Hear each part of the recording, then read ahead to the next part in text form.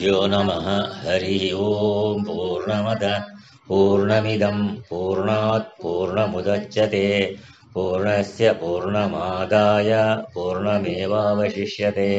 ओम शांति शांति शांति। आज 28 तारीख है, 28 अगस्त, स्वामी महेश्वरानंद जी का विषाद योग का प्रवचन यहाँ तक हुआ था। अभिमन्यु के वध कैसे हुआ, ये जो नियम को उल्लंघन करके उन लोगों ने अभिमन्यु को मार दिया। तो अभिमन्यु के वध में कौरवों ने एक साथ ये 7 नियमों का ऊपर कहे गए 7 नियम था, उल्लंघन किया। इसी नियम तोड़ने की प्रक्रिया, जब उन्होंने नियम तोड़ दिया पहले, तो भगवान कृष्ण ने उसी को आधार बनाया और पांडव अपने शत्रुओं को पराजित करने में समर्थ हो गए, क्योंकि ये भी उल्लंघन किया नियमों का। तो वो कोई भी कौरव पक्ष का योद्धा हो, भीष्म हो, द्रोण या कर्ण, उसी आधार से समाप्त हुए। तो बहुत लोग कहते हैं कृष्ण ने उनको ऐसा नियम से नहीं मारा, लेकिन कृष्ण ने क्यों नियम से नहीं मारा? क्योंकि वो पहले कौरवों ने नियम को तोड़ा, तो इसी कारण उसी आधार से समाप्त हुए। कौन? ये कौरव पक्ष के योद्धा, महान योद्धा थे, उनको मारना बहुत मुश्किल था। इससे ये बात भी ज्ञात होती है। तो इसी आधार से समाप्त हो गए। इससे ये बात भी ज्ञात होती है कि हम चाहे कोई भी क्यों न हो, अगर हम स्वयं नियम का पालन नहीं करते तो अन्यों को नियम का उपदेश देने का हक नहीं, हमें कोई अधिकार नहीं। तो अभिमन्यु महारथी थे। साधना मार्ग पर चलने वाले साधक के जीवन में कई उतार चढ़ाव, अप्स एंड डाउन्स आते हैं। साधक को हमेशा अपने आत्म कल्याण में प्रवृत्त रहना होता है और अधोगति से अपने आप को बचाना होता है। उत्तम कल्याण की शुभ इच्छा ही सुभद्रा है। और सौभद्र अभिमन्यु, सुभद्रा के पुत्र सौभद्र अभिमन्यु, तो उसकी मृत्यु वर्णित युद्ध के पहले उत्तरा के पास जाते हैं अभिमन्यु। युद्ध के चक्रव्यूह में उनका मृत्यु होना उसके पहले, जो उनकी पत्नी है उत्तरा, उत्तरा का अर्थ है उत्तर दिशा से या ऊर्ध्वगामी वृत्ति। तो उत्तरा ये हमें परीक्षित देकर, उत्तरा ने हमें परीक्षित उत्तरा का, अभिमन्यु का पुत्र परीक्षित देकर जाते हैं। परीक्षित का अर्थ है जिसकी परीक्षा हो चुकी हो। वो परीक्षित हर परीक्षा में उत्तीर्ण होता है। श्लोक में अब शब्द आते हैं द्रौपदेयाश्च सर्व एव महारथाः। सौभद्राश्च अभिमन्यु के बाद सौभद्र द्रौपदेयाश्च सर्व एव महारथाः, ये पांडवों का वर्णन का आखिरी ये है। द्रौपदी के 5 पुत्र थे और सभी महारथी थे। द्रौपदी यज्ञ कुंड में उत्पन्न होती है, इसलिए अयोनिज कहते हैं। वो अंतःकरण की त्यागमयी वृत्ति है द्रौपदी। वो आंख, कान, नाक, रसना, जीभ और त्वचा, माने इनकी संख्या 5 है, उनमें प्रकट होती है और हर समय एक वृत्ति प्रबल होती है। तो पंच पांडव, यहाँ पंचवृत्ति। तो इस मन और पंचवृत्तियों का मालिक। तो इस विषय पर एक कथा आती है नारद जी की। एक समय श्री कृष्ण के दर्शन के लिए गए थे। उनको कुतूहल था कि श्री कृष्ण तो अकेले हैं, तो वे सभी पटरानियों के साथ कैसे व्यवहार कर पाते हैं। तो उनके महल में जाकर नारद जी ने देखा कि सभी रानियों के साथ श्री कृष्ण हैं और उनके दर्शन किया। तो वृत्तियों का भी ऐसा ही है। इस तरह साधक को भी सभी इंद्रियों विषयों का त्याग पूर्वक व्यवहार करना चाहिए। हमने पांडवों की सेना को भली भांति समझा। अब दूसरा पक्ष है कौरव पक्ष, उसका निरीक्षण करते हैं।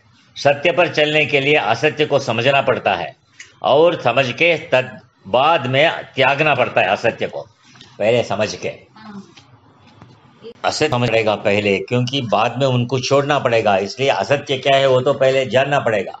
तो अभी ये असत्य के बारे में कौरव सेना का वर्णन है। तो पांडवों की सेना के वर्णन के बाद अब कौरव सेना के मुख्य योद्धा का वर्णन। तो दुर्योधन आचार्य द्रोण से कहता है, अस्माकं तो विशिष्टा ये तान निबोध द्विजोत्तमा नायका मम सैन्यस्य संज्ञार्थम तान ब्रवीमि ते। हे ब्राह्मण श्रेष्ठ, अपने पक्ष में भी जो मुख्य हैं उनको आप समझ लीजिए। आपकी जानकारी के लिए मेरी सेना के जो नायक हैं उनको बताता हूँ। दुर्योधन का अपने पक्ष के सेनापतियों का परिचय देना प्रथम दृष्टि से, मैंने फर्स्ट ऑफ ऑल, युक्ति संगत नहीं लगता, क्योंकि द्रोणाचार्य किसी को पहचानते नहीं थे ऐसा नहीं। द्रोणाचार्य कौरव पक्ष का योद्धाओं को पहचानते थे पहले से ही, फिर भी दुर्योधन कहता है निबोधा, इसका अर्थ है सिर्फ देखिए नहीं बल्कि अच्छी तरह से समझ लीजिए।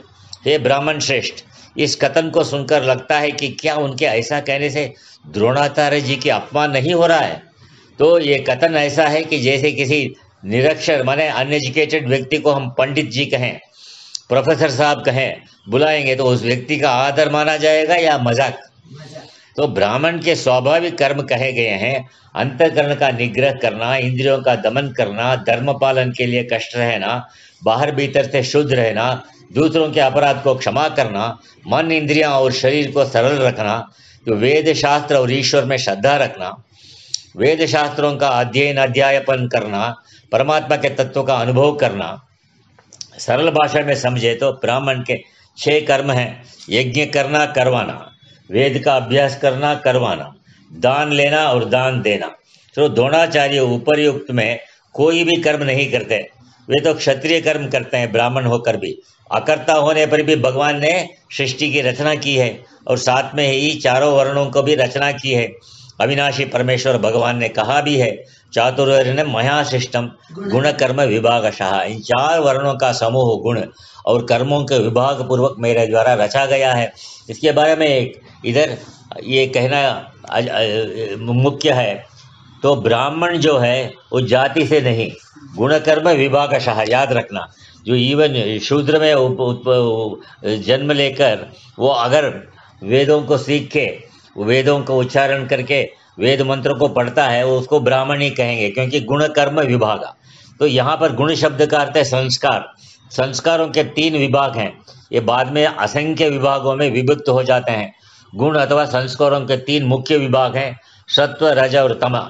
अनादिकाल से जीवों के जन्म जन्मांतरों में किए हुए कर्म जिन जिनका फलभोग नहीं हो गया, उन्हीं से उनमें यथा योग्य सत्व, रज और तमोगुण की न्यून अधिकता, लोअर एंड हायर, इस प्रकार से निश्चित हुए वर्णों के लिए उनके स्वभाव के अनुसार अलग अलग कर्मों का विधान भी होता है। मनुष्य की वृत्ति भी पूर्ण रूप से शुद्ध नहीं होती है, इसी कारण से गुण एक दूसरे में मिश्रित होते हैं, मिक्स होते हैं। सत्वगुण में थोड़ा रजोगुण और तमोगुण भी मिल गया।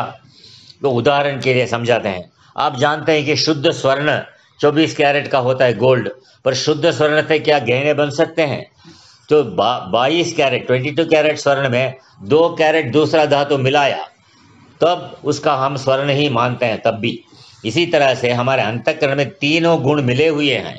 24 कैरेट स्वर्ण के समान शुद्ध सात्विक आचरण शरीरधारी मनुष्यों के लिए मुश्किल है। इसी कारण से ईश्वर तुल्य महापुरुष संत को हम 22 कैरेट के समान समझ सकते हैं।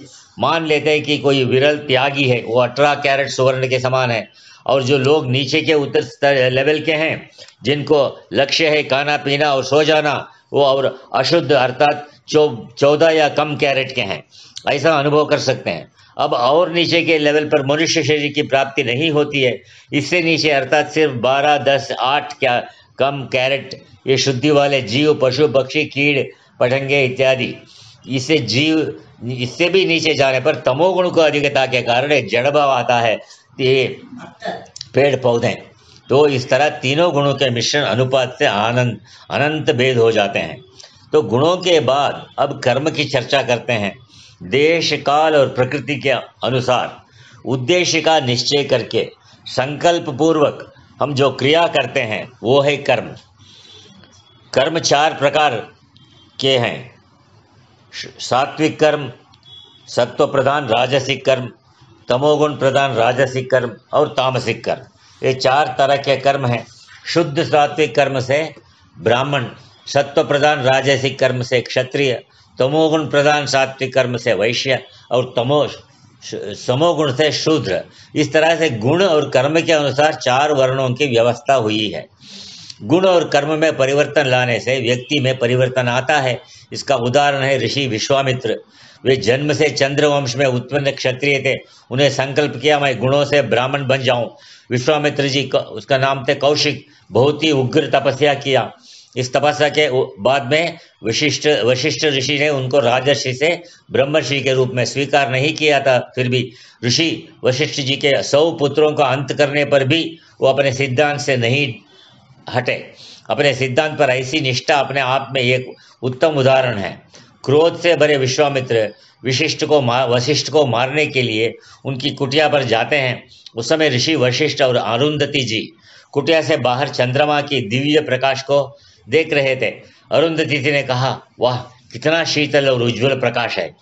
उसके उत्तर में वशिष्ठ जी ने कहा, देवी ये आदि भौतिक प्रकाश है। आपको अगर आध्यात्मिक प्रकाश देखना है तो कभी ऋषि विश्वामित्र जी के दर्शन अवश्य करना। क्या दिव्य तेज है उनका। ये निर्मल शब्द सुनकर विश्वामित्र जी को बहुत पश्चाताप हुआ और उनके हाथों से तलवार गिर गई।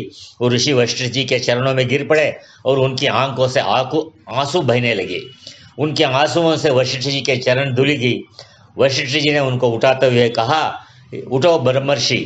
तो गुण और कर्म से जीवन परिवर्तन के उदाहरण बाद हम वापस द्रोणाचार्य के पास जाते हैं। द्रोण में न तो शुद्ध सात्विक ब्राह्मण के गुण है न तो शुद्ध कर्म। फिर भी दुर्योधन उनको द्विजोत्तम ब्राह्मणों में उत्तम कहकर संबोधन करता है। ये संबोधन द्रोण के संबंध में व्यंग लगता है। तो यहाँ दुर्योधन राजा की भाषा बोल रहा है कि शिष्य की भाषा बोल रहा है। उसके शब्द है ब्रवीमि, अर्थात मैं कहता हूँ, आप वो सुनिए जो मैं कहता हूँ। ये अभिमान है। इसे हम द्रोण का अपमान भी मान सकते हैं। फिर उसके प्रायश्चित के रूप में उनको भगवान अर्थात आप कहकर कौरव पक्ष के वीरों के पराक्रम और उनके युद्ध कौशल के विषय में दुर्योधन बात बढ़ाता है आगे। तो गीता का 8वां श्लोक पहला अध्याय का, भवान भीष्मश्च कर्णश्च कृपश्च समितिञ्जयः अश्वत्थामा विकर्णश्च सौमदत्ति तथैव च। ये कौरवों का से राजाओं का वर्णन है। द्रोणाचार्य के पितामह भीष्म, कर्ण द्रोणाचार्य पितामह भीष्म और संग्राम विजयी कृपाचार्य, अश्वत्थामा विकर्ण और सोमदत्त का पुत्र भूरिश्रवा। तो शास्त्र का नियम है कि जब भी नामों का उल्लेखन किया जाता है तो वरिष्ठ क्रम से नाम लेना चाहिए, फ्रॉम हायर ऑर्डर।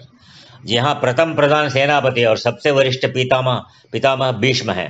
फिर भी दुर्योधन उनका नाम पहले नहीं लेता। उसके बदले गुरु द्रोण को खुश करने के लिए वो उनका नाम प्रथम लेता है और फिर अन्य महारथियों के नाम लेता है। इस तरह दुर्योधन क्रम को बदलता है। बल के धनी 2 पुत्र की तुलना करते हैं।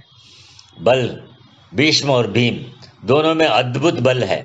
भीष्म में बल के साथ हठ भी है, भीम में बल के साथ आज्ञा पालन का भाव भी है। भीष्म पितामह बली होने पर भी कौरव पक्ष में रहकर महाभारत में जैसे खलनायक मने विलन भूमिका निभाते हैं। महाभारत उनके हठग्रह पर टिका हुआ है। निष्पक्ष होकर देखे तो महाभारत की शुरुआत से ही उनसे गई गलतियां हुई है। तो उसके आगे कल पढ़ेंगे। ओम पूर्ण